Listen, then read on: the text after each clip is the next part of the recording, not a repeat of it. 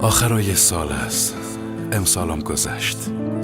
خیلی ها تاختند، خیلی ها باختند، خیلی ها سوختند، خیلی ها ساختند، خیلی ها نفس کشیدند و خیلی ها از نفس افتادند.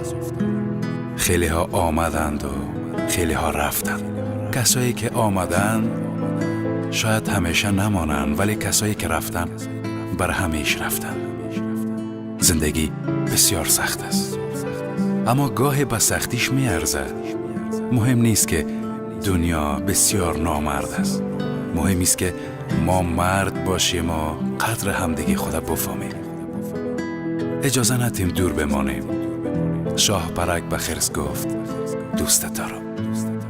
خرس گفت حالا میخوایم بخوابم، باشه وقتی که بیدار شدیم حرف میزنیم.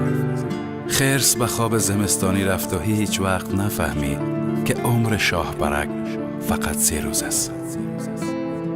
همدیگه خدا دوست داشته باشیم، شاید فردایی وجود نداشته باشه. آدمای زنده به گل و محبت نیاز دارن و مرده ها به فاتحه، ولی ما گاهی برعکس عمل میکنیم.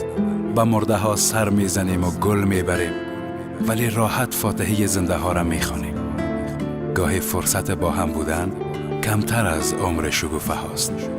بیاین ساده ترین چیزها را از هم دریغ نکنیم. محبت. سال خوبی داشته باشین عزیزانم.